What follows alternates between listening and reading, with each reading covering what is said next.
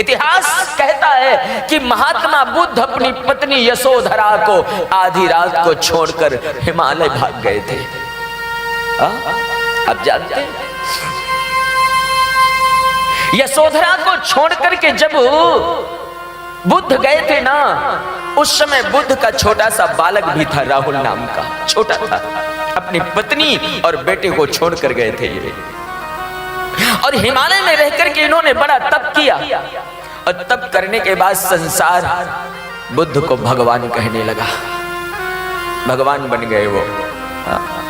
आप जानते हैं इतिहास कहता है कि बुद्ध संसार में शांति का संदेश देने के लिए भ्रमण करने लगे थे, लोग उन्हें भगवान मानने लगे थे, और बुद्ध भिक्षा याचन करते थे।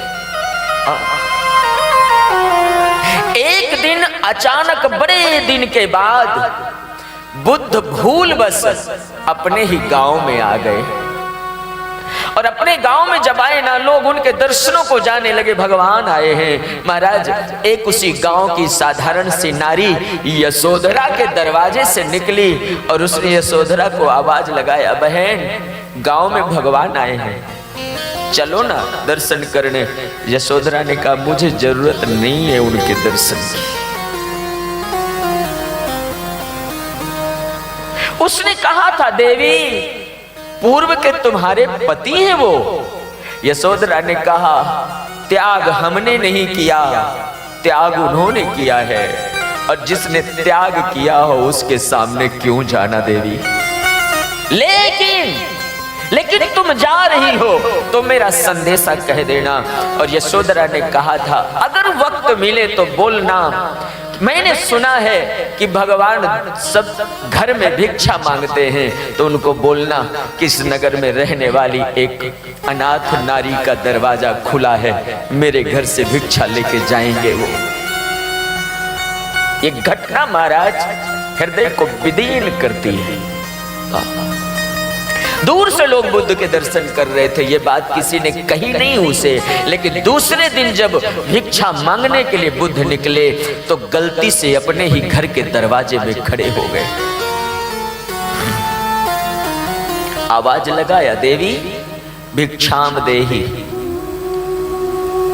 और जैसे ही आवाज आई है, बड़े दिन के बाद यशोधरा ने सुना था आवाज, हृदय रो रहा है, मुख छिपाया, घूंघट किया, घर में जो वस्तु थी एक पात्र में रखा, दरवाजे में वो देवी भिक्षा देने निकली है, और माँ का आंचल पकड़े 16 वर्ष का उसका बेटा खड़ा है, जिसे पता नहीं है कि सामने खड़ा फकीर मेरा पिता है, उसे ये खबर नहीं है। यशोधरा ने भिक्षा दे दिया बुद्ध को, और बुद्ध की झोली में जब भिक्षा पड़ी, बुद्ध चलने लगे।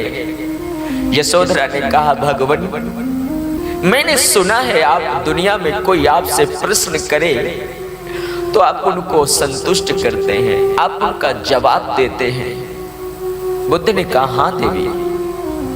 बोले, प्रभु अगर आप सबके प्रश्न का जवाब देते हो तो मेरा भी आपसे प्रश्न है। बुद्ध रुक गए, बोलो ना क्या प्रश्न है।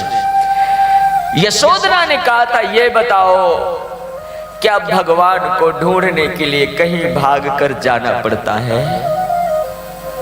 ये प्रश्न था उसका।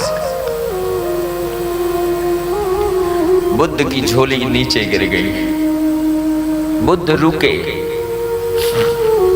मौन रहे। यशोधरा ने फिर आवाज लगाया, बोलिए ना क्या भगवान को ढूंढने के लिए भागना पड़ता है। बुद्ध ने कहा, नहीं देवी, भगवान को ढूंढने के लिए कहीं भाग कर नहीं जाना पड़ता।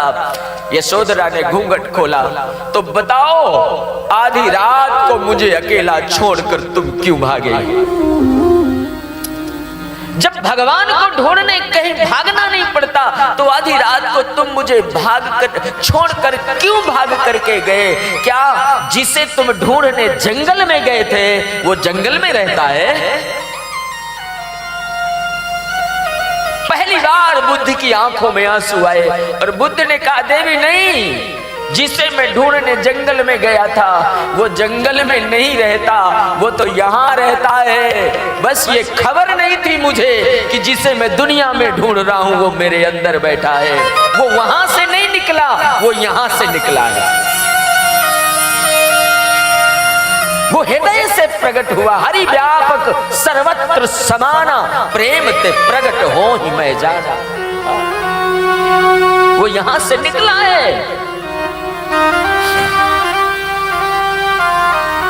यशोधरा ने कहा था, महाराज भगवान के नाम पर या वैराग के नाम पर घर में अबोध पत्नियों को छोड़कर जो भाग करके जाते हैं वो भक्ति का ढोंग करते हैं, समाज से पीछा छुड़ाते हैं। ये भगवान को पाने की प्रक्रिया नहीं है साहब। भगवान तो आप जहां हैं वहीं रहता है।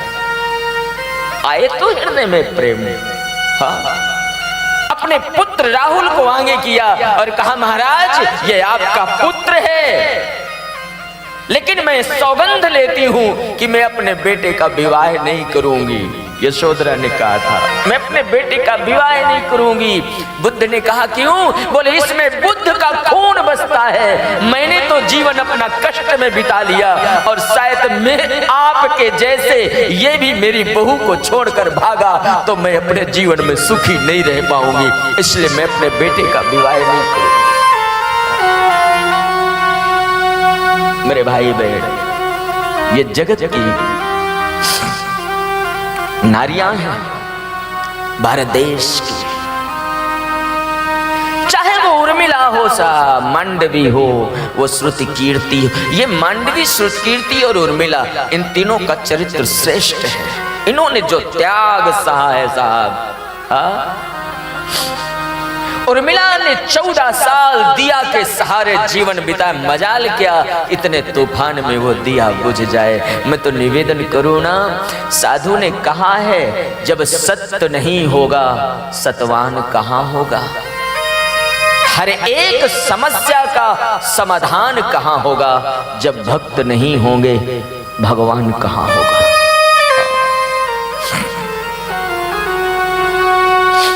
सदियों से रही नारी प्रियमान की परिभाषा हर युग में सहती आई है अपमान भरी भाषा। वो चीर हरण जैसा अपमान कहां होगा।